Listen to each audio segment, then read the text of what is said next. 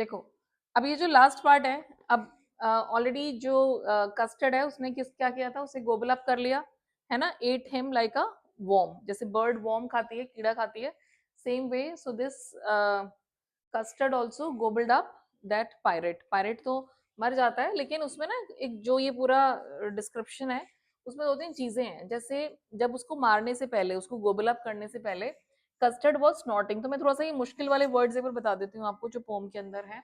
जैसे snorting like an engine, तो जो कस्टर्ड है वो इंजन की तरह से स्नॉट कर रहा था, नाक से जब बहुत तेज जब हम ब्रीद आउट करते हैं ना तो उसे स्नॉटिंग कहते हैं। घोड़ों को देखा होगा आपने ऐसे करते हुए, तो वो स्नॉटिंग होती है। ठीक है, तो यहाँ पे कस्टर्ड वो snorting like an engine and clashed his tail like irons in dungeons. Dungeons क्या होते हैं? ये डंजन्स होते हैं जो पहले के टाइम में जो प्रिजन होते थे ना, जो लोगों को जेल में रखा जाता था, तो वो नीचे बेसमेंट में बनाते थे, बिल्कुल अंधेरा होता था वहां पे, और बहुत ही नैरो होते थे वो, उन्हें डंजन्स कहते हैं। ठीक है, तो उसकी जो टेल है वो ऐसे क्लैश कर रही थी जैसे कि दो रॉड्स हो ना आपस में, और जब वो एक रॉड आप मार रहे हो किसी चीज पे तो वो कैसी आवाज आती है, वो वाली आवाज, उस आवाज को कहते हैं क्लैटर क्लैंक जैंगलिंग। तो हिज टेल, जब वो टेल उसकी टच हो रही थी ना किसी भी चीज पे, तो ऐसी आवाज आ रही थी जैसे दो लोहे की चीजें आपस में टकरा रही हो। सो यू कैन अंडरस्टैंड कि कितना मतलब आयन लाइक है, आयन मैन है ये बिल्कुल। समझ आ रहा है? आयन मैन तो पता है ना? हाँ, सो ही इज लाइक दैट। तो ये जो कस्टर्ड है ये इतना ज्यादा स्ट्रांग है कि ही इज लाइक आयन, कि उसकी टेल जब टच हो रही है ना किसी भी चीज पे तो वैसी आवाज आ रही है, क्लैटर क्लैंक, छन छन जैसी आवाज नहीं आती टन, जब लोहा लोहे पे पड़ता है तो, लाइक दैट।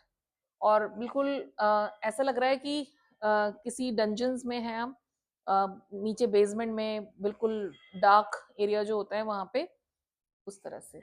तो वहां पे वो जैसे तलवार लगती है ना वो रेलिंग पे लोहे की, तो कैसी आवाज आती है, सेम आवाज आ रही है यहाँ पे। कंपैरिजन आ रहा है समझ? अब अगर एग्जाम में पूछा कि ये क्लैटर क्लैंग जैंगलिंग किसका एग्जाम्पल है, तो एक और फिगर ऑफ स्पीच होती है अनोमटोपिया। क्या कहते हैं उसको? अनोमटोपिया।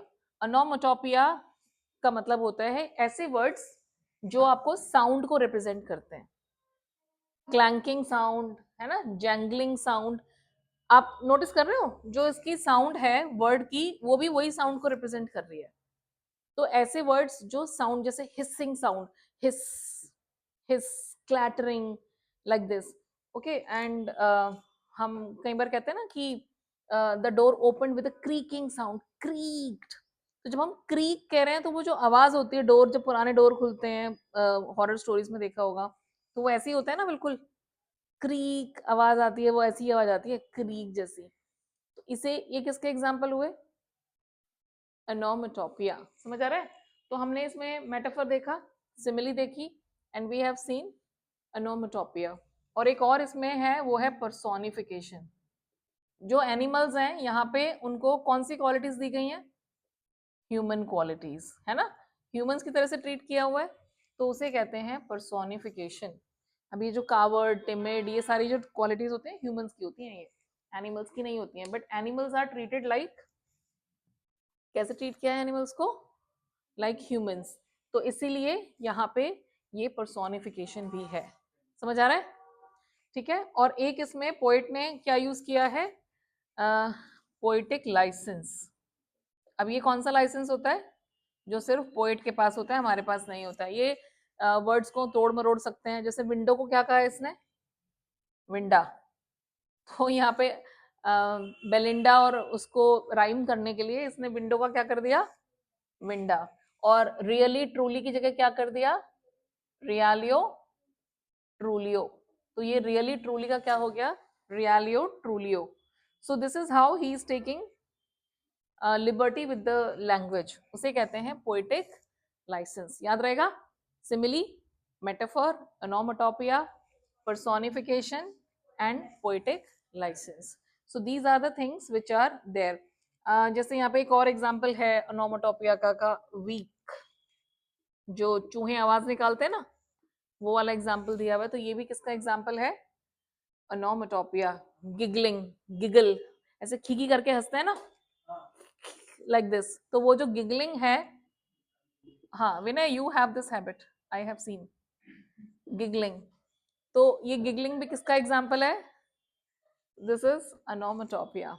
Got it? थोड़ा सा जब मजाक उड़ाते हैं किसी का, ऐसे करके हंसते हैं ना, खी खी खी खी खी करके, so that is also sound, है ना, of smiling. So that, got it? चलो अब बिल्कुल लास्ट पार्ट देख लो इसका। अब पायरेट मर गया, उसके बाद बाकियों का क्या रिएक्शन था? सबसे पहले दो रिएक्शंस हैं। सबसे पहले ये मुझे अच्छा लगा थोड़ा सा, ये वाला अच्छा था। बेलिंडा ने उसे एम्ब्रेस किया, गले लगा लिया, एम्ब्रेस्ड। कस्टर्ड को एम्ब्रेस किया, मतलब एक अप्रिशिएट करते हैं ना जब हम किसी को। मस्टर्ड, डॉग्स क्या करते हैं जब खुश होते हैं तो दिल आवाज भी निकालते हैं, और अरे लेट दे लिक। तो उन्होंने उसको, उसने मस्टर्ड ने उसको चाटना शुरू कर दिया। सो मस्टर्ड स्टार्टेड लिकिंग कस्टर्ड। और इंक और ब्लिंक ने क्या किया? एक वर्ड है यहाँ पे, जिरेट। जिरेट का मतलब होता है गोल गोल घूमना। उसके जैसे छोटे बच्चे नहीं होते हैं ऐसे गोल गोल घूमने लगते हैं उसके, just to celebrate the victory. So this is how they reacted. याद रहेगा? बेलिंडा ने उसे एम्ब्रेस किया, हक किया, ऐसे गले लगा लिया। मस्टर्ड लिग्ड, याद ही रहेगा मस्टर्ड तो।